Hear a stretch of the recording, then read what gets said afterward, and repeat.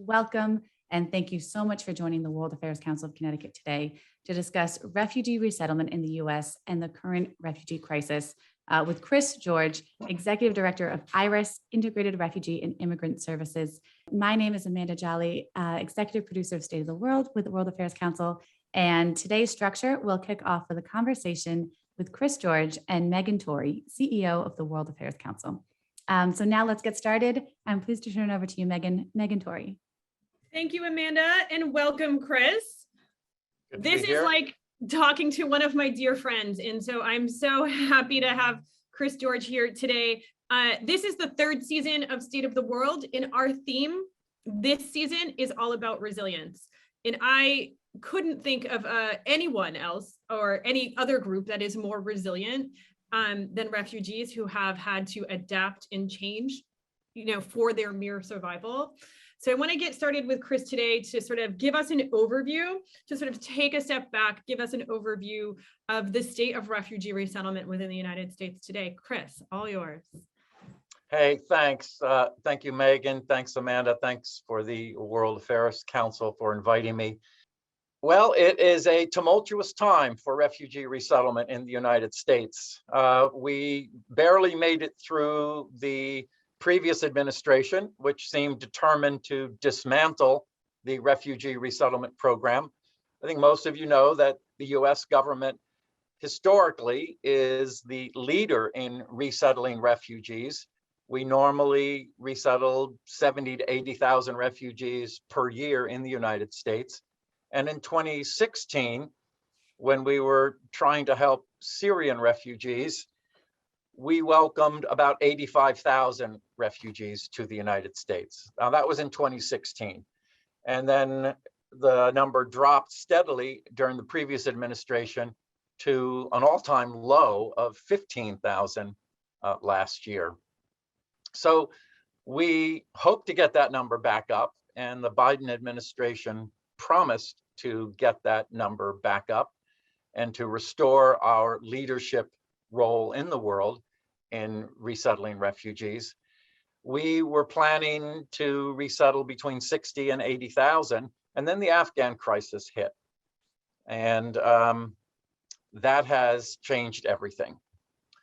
Typically, a refugee resettlement agency like mine, IRIS, in New Haven, Connecticut, we usually get 2 to 3 weeks notice before a family arrives. We find an apartment, get it set up, we meet the family, and then over the course of the next 2 or 3 months, we will help that family with basic services so they can get off to a good start. And in a typical year, we will resettle between 200 and 300. Now, we were prepared to resettle 400 this year. And I say this year, I mean the fiscal year beginning October 1 to the end of September next year. We were ready to resettle about 400. The Afghan crisis hit. We were asked to increase that number, and we said, okay, fine, we can bump it up to 700.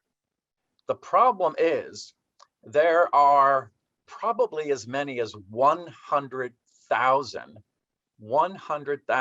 Afghan evacuees who are either in the United States now or will soon be coming. And the refugee resettlement infrastructure in the United States has the capacity to resettle only about 50,000. And that's after a lot of discussions and negotiations with the refugee resettlement organizations. 50,000 out of 100,000. So we've got a problem. And we have a lot of people on military bases who've been there too long. The winter weather is approaching. We need to get people off the bases. So that's kind of the situation right now in the United States when it comes to resettling refugees. Amanda and Megan. So can you describe a little bit about what it's like for those refugees when they come to the United States, and in what is their situation right now at these military bases? Yeah, so if you and I were to go and visit one of these bases, it would probably remind us of refugee camps. The conditions might be a little bit better, but people are living in tents, and some of the tents are huge tents, and there are hundreds of people packed into them. Families are not able to live as a family on these bases. The food is adequate, and they're making their best effort to make it culturally appropriate. But sanitary conditions are deteriorating. These tents are not heated, and Senator Blumenthal recently visited one of these military bases in Quantico, Virginia, and came back and said, they're doing the best they can, but people are not meant to be there very long. So we need to get them out. Now, these are the people who are in the United States. There are also probably 40 or 50,000 people who are still overseas on military bases throughout Europe and the Middle East. We made a Herculean effort to get people out of Afghanistan, out of harm's way, and to a safe place. So that part is done, and it was done very quickly, and we got a lot of people out. But the challenge now is to place them in communities around the United States, to give them a warm welcome. I mean, after all, these are families that had people who risked their lives for the U.S. government over the past 20 years. Many of them served as interpreters. Many of them were truck drivers, electricians, bakers, managers of laundry services for the Marines in Kandahar. I mean, there were thousands and thousands of Afghans who worked with the US government during that 20-year period, and almost all of them feel that they are in danger, not just they themselves, but their family members, their brothers, their sisters, their parents, and they tried to get out as quickly as they could with as many of their family members as they could. And we owe it to these people to welcome them, to get them off to a good start, not to support them forever. The philosophy of refugee resettlement is we're going to give you sort of the barest minimum of services. We expect you to hit the ground running, take that first job that's offered to you. The US government does not lavish a lot of money on the refugee resettlement program. The nonprofit groups that do the work use the little bit of federal money we get to leverage private donations and volunteers and in-kind donations. It's a public-private partnership. It's probably the most efficient, successful public-private partnership in this country. Refugee resettlement is. Well, if you want something done, we all know, and you want it done quickly, to go to a nonprofit, right? Right. So Chris, you in particular, your leadership and your organization, IRIS, have been lauded and used as an example for refugee resettlement in the United States. I know I turned on the NPR, not too long ago and heard Chris George on National Public Radio talking about why IRIS is unique within the refugee resettlement community. Can you talk a little bit about how you do things a little bit different and why that's important and why it can make a difference right now today with those Afghan refugees? Yeah, well, good question. So we use a model here in Connecticut. It's really an old-fashioned way of welcoming refugees. It is an approach that uses community groups. It's an approach that harnesses the enthusiasm and the energy and the experience of volunteers. And it is called community-based resettlement. We call it here community co-sponsorship. And the way it works is a group of volunteers from a community, and it could be, Branford or West Hartford or Greenwich or Pomfret, anywhere in Connecticut. A group of people get together and say, we would like to do something. something more than, make a donation. We really want to roll up our sleeves and help you resettle a refugee family. So we say, great, we'll train you, we'll lead you through the application process. We'll talk to you about the money that you need to raise, and it's usually around $10,000 per group. We will lead you through a training program. And once you've been trained, once you're confident and comfortable that you can handle it, we'll place a family with you.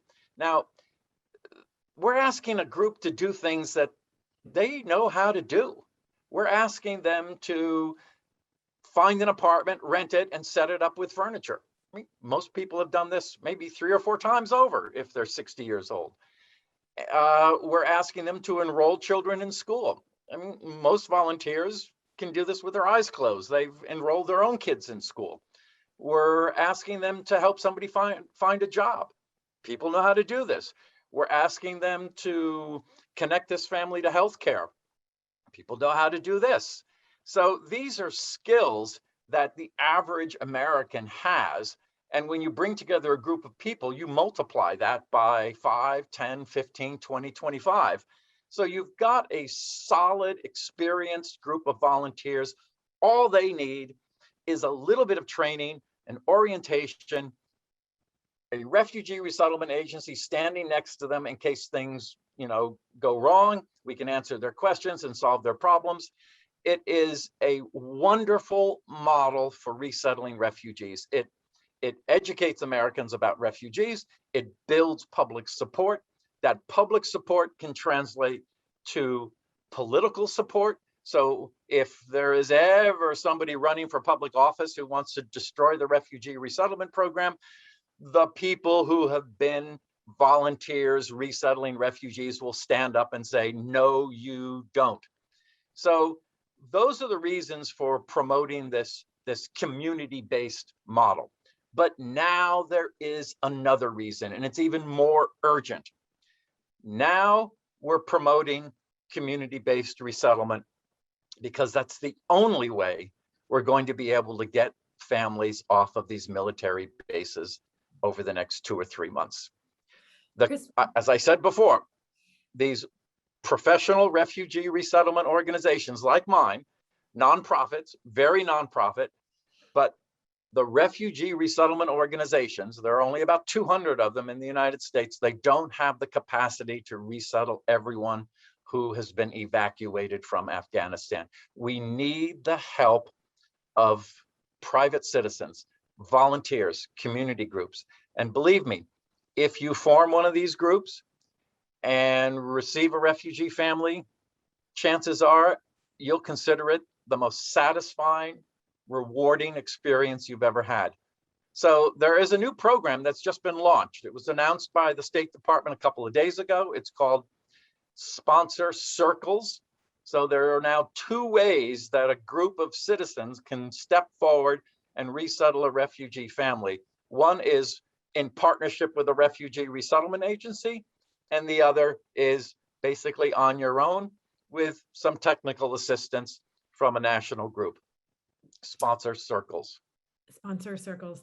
That's fantastic. Chris, we're going to go back to talk about the Afghan refugee crisis in a second, but I want you to talk about, look, Afghanistan is not the only crisis or conflict situation that's happening in the world. And yet we know we have this influx of Afghan refugees. What's happening to all of the other refugees? Where are they going in line? Because we know that there's Afghanistan, that we really want to help support what's happening now, but what about the entire global situation? Yeah, well, good question, and it is a problem. The Afghan evacuees for the next few months and probably the rest of this fiscal year are going to take up most of the refugee slots that the US government and the refugee resettlement organizations have opened up. And unfortunately, it means that other national groups like the Syrians, which is one of the largest groups of refugees in the world, Syrian refugees, millions of them, spread across Turkey and Lebanon and Jordan. They've been waiting for years. Many of them were ready to be resettled in the United States. Some had even received travel information. When the previous administration took over, everything was stopped, and very few Syrians came over the past 4 or 5 years. They were looking forward to coming in larger numbers over the next year. Unfortunately, those numbers will probably be drastically reduced. The same with Congolese refugees. We were looking forward to resettling many refugees from the Democratic Republic of the Congo. Also, the Iraqi refugees that had been on hold for a long time, they will also be asked to wait. So, and those are the main groups that are resettled in Connecticut. So it's a problem, and I think that it's probably also in a political way causing problems for the Biden administration and the situation on the southern border. I think the State Department and the administration probably does not want to have more than one, maximum two hot potatoes, that they're dealing with and receiving criticism about. So the Afghan crisis has had ripple effects through the refugee resettlement program, clearly, and also affecting our overall immigration policies. So, as you described, this situation of having the refugee resettlement infrastructure really decimated over the last 4 years, and now really needed at a time when that infrastructure is yet to be built up, is a big opportunity for communities to step in. And hope to see that. Chris, let me just mention, Megan, because Connecticut is really a case in point. We used to have 3 refugee resettlement agencies in the state of Connecticut. One of them had to shut down 3 years ago because the previous administration had so drastically reduced the number of refugees. And when you reduce the number of refugees, you're reducing the amount of federal funding. They had to close down. We could really use them now because now we're down to 2 refugee agencies. Connecticut wants to take as many of these Afghan families off the bases as possible, but there's only so much we can do with 2 refugee resettlement agencies. We're making a huge difference with these community groups. And every week I'm speaking at 2, 3, 4 different places talking about this program. And Megan, it is amazing how many people are stepping forward all across the political spectrum, from all over the state, all over the country. People want to help. We need to have a structure that harnesses this and channels them into programs so that they can actually receive a family. That's amazing. Really proud of our community for doing that. And I know, as I sit here in the Asylum Hill neighborhood in Hartford, Connecticut, I'm surrounded by refugees that make up this really rich community. And it makes me so proud to come to work every day to see the rich diversity in this community. Yeah. Chris, we've been friends for a long time, and you've been doing this a long time. And there's something that is so special about what you do, and you're driven. Is there a story of a particular family or a particular person that, when things get really tough for you, that keeps you going? Is that something you can share with us? Well, it just happens. It happens all the time. We've got some families that went back to Afghanistan over the summer, hoping to visit their relatives and then quickly leaving before things fell apart. Well, things fell apart much faster than anyone predicted, so they're stuck there. And there's one family in particular, a mom and 4 kids. They've been trapped in Kabul, and they are basically in hiding, waiting to be evacuated with the help of the State Department. And we receive audio messages from one of the kids. Now, this is a family that has lived in New Haven for like 4 years. They all are green card holders or US citizens. Their schools are calling me saying, hey, where is little, istakbal. He's supposed to be in class. And I have to explain to them, well, I'm sorry, he's trapped in Kabul, and we hope he'll be evacuated soon. Well, he's been sending, this 11-year-old has been sending us audio messages, and they are just precious. I mean, in his English saying, please help us. We want to come home. I want to go back to school. His English is actually improved over the course of this 2 months because he's the main communicator for the family. So this kid's amazing, and hopefully they will be home very soon. They're actually on their way out, and I think they're going to be arriving in a couple of days. I met a young woman at a Staples recently who looked kind of familiar to me. And she said, hey, I know you. You're Chris George with Iris. And I said, yeah. And she introduced herself. And I remember her so well. Of course, she was wearing a mask. I was wearing a mask. And she came from a family that had more than its share of problems. And talk about resiliency. Boy, she is a survivor. She made it through a very, very difficult situation with her family. And now she's studying computer science, and she's got a great job, and she was just all, bubbly. So, yeah, I mean, there are stories that just, they just fly at you constantly. We've resettled thousands of people over the years. And, how about that woman who has never worked outside her home ever in her life? She gets a job in the United States, and she so proudly shows you her first paycheck. And she's just, walking on air. She's so excited to have a job and making money, for herself. And the kids who win academic awards in their schools and go on to attend, terrific universities, who came years ago without speaking a word of English. And these guys who are, working overtime at Amazon, but still find time to study in the evenings or during the day so that they can get a better job and have a better future and support their family better. So, it's just amazing work. It's just transformative for the refugees, and it is just so satisfying, rewarding for those of us who work in refugee resettlement. And it's an opportunity for Americans to do it. I mean, this is one of our best foreign policy programs. It's happening in our own backyard, and people can step forward, volunteer, and be part of it. How many opportunities do you have to participate in a US government foreign policy program? I mean, aside from joining the Peace Corps or the State Department.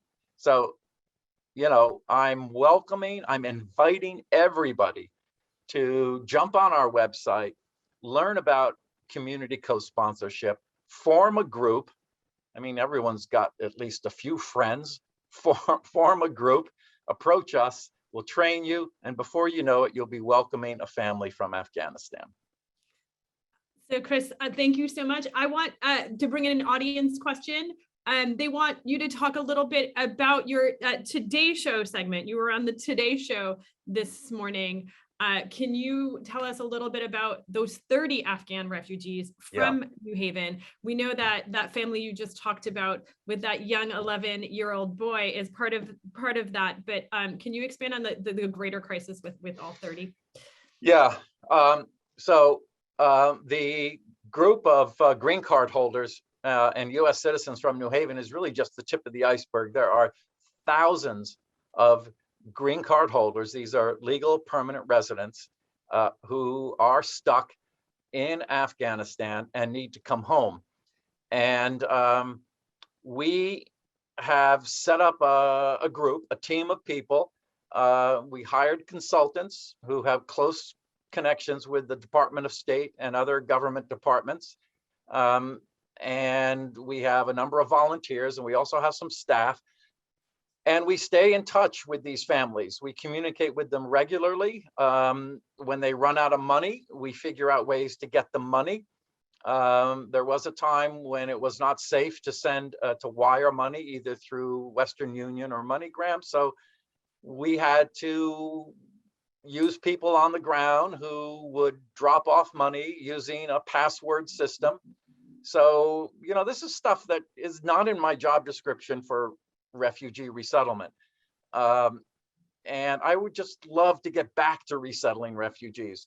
But unfortunately, we have clients. These are our people. They're people who have been in our family literacy programs and kids who are in school and in our after school program. We feel obligated to do all we can to bring them home. So we're in touch with a variety of organizations. A lot of these are volunteer groups, former military who worked in Afghanistan, to try to get them on flights. Some of these flights, are a little dicey. Some of the transportation to the airports is a little dangerous. In general, I do not want to take any risks with our people. They are green card holders. The United States government should figure out a way to get them into the airport in Kabul, onto a plane, and bring them home. And I tell you, we have spent many sleepless nights in touch with these families and in touch with our consultants, making last minute arrangements to get them to a certain meeting point, and then from that meeting point into the airport, and then from the airport onto a plane. And there are inevitably delays, but we'll get it done. I know you will, Chris. So I have a few questions from the audience, and this is a very simple one. So Peg wants to know if they know of job openings that refugees might be qualified for. Are they available to work are they able to work in the United States? Well, great question. I think your questioner knows more about refugee resettlement than he's letting on. He knows that refugees who come through the traditional refugee program are eligible to work from day one. He knows that Afghans who come through the special immigrant visa program are eligible to work from day one. But the 100,000 or so refugees who've come recently, they are not quite at that refugee status yet. They did not arrive with authorization to work, but the US government is applying for employment authorization documents for all of them. So in a matter of just weeks after arriving in Connecticut, these Afghan families will be eligible to work. Excellent. A question from Marlene about how many Afghan refugees have been settled here in Connecticut since August, since the fall of Kabul, and how many more do you expect this year? Okay, so I'm gonna go back a little bit further. So after the past 5 years, IRIS has resettled about 500 Afghans, and some have been resettled by other organizations, but the majority have been resettled by IRIS. So the past 5 years, 500 Afghans. Over the past 5 weeks, we have resettled, along with a resettlement agency in Bridgeport, we have resettled about 150. And we expect to resettle about 600 Afghans over the next 12 months. 600 is a lot. Yes, that'll be more refugees than we have ever resettled in a year in our 39 years of existence. And so that's why we really need the community to be an active part. That's right. We need those community groups. Megan, for the first time in my career at IRIS, I've worked at IRIS for 16 years. People ask, how can I help? Can I write a check? They say, and I say, no, hold the check, form a group. We don't need the money. Well, of course we need the money, but I would rather have a community group take shape, be trained. We can place a family with you. That is more valuable now than financial assistance, believe it or not. And that says a lot about a nonprofit and the crisis that we're in. It absolutely does. Just a few more audience questions. I'll do one more audience question. Then I want to ask you about resiliency. And then I want to invite everyone into the conversation. So there's a question from Ted who wants to know about Haitian refugees and where they fall sort of in the order in sort of, what's happening at the southern border and what is actually happening with a very unstable situation in Haiti. Yeah, so now is probably a good time to just quickly review the definition of refugee. It is a person who has fled his or her home country because of persecution. Persecution because of their race, their religion, their nationality, membership in a particular social group, or their political opinion. So if someone comes from Haiti and enters the United States, they need to be given an opportunity to make a case and to be interviewed to see if they have an argument for political asylum, for refugee status, that they have fled persecution, that they have either, they have a well-founded fear of persecution, they've actually experienced persecution. They should not be sent back to Haiti until they've had that opportunity to make the case. And of course, if they are not deemed refugees and they lose their asylum case, then it's okay to send somebody back. Of course, there's an appeal process, but we should not just be sending people back without giving them a chance to make a case for staying. So let's talk as we close about building resilient systems and building resilient communities. I know there was a question about, are school systems ready to absorb refugees? Can school systems handle? How do we build, from the top down, resilient refugee resettlement infrastructure within the, Department of State? How do we build resilient refugee resettlement organizations community-wide? And then, of course, again, how the community can support. You call it resiliency, you can call it flexibility, you can call it agility, but I think that defines a strong institution, whether it is the State Department's Refugee Resettlement Program that is elastic and resilient, whether it is a nonprofit like IRIS that can tolerate the ups and downs in administrations in Washington, that has enough private funding so that when government funding is cut, we don't have to lay off staff. Resiliency is what matters. And the interesting thing is that an organization like IRIS, which prides itself in its agility and resiliency, we're inspired by the people we serve, who are as resilient as anyone. At times, my staff might say to me, I'm not sure we should do that. It's a little risky. And I say, excuse me. Or my board will say, you're really co-signing leases for these refugees. Isn't that a little risky? Isn't there a liability there? And I say, well, excuse me, but these people take enormous risks. They risk their lives. They're risking everything. And you're telling me we can't co-sign a lease and tell a landlord that we stand behind this family and we'll make sure they get a job, we'll make sure they pay the rent on time.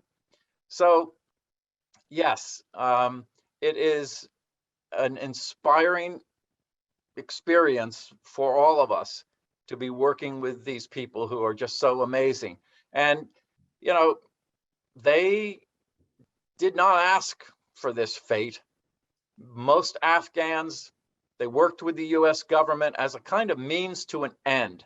They wanted a country that was democratic. They wanted a country where women would have equal respect and equal rights. And they saw the US government as an opportunity to get that.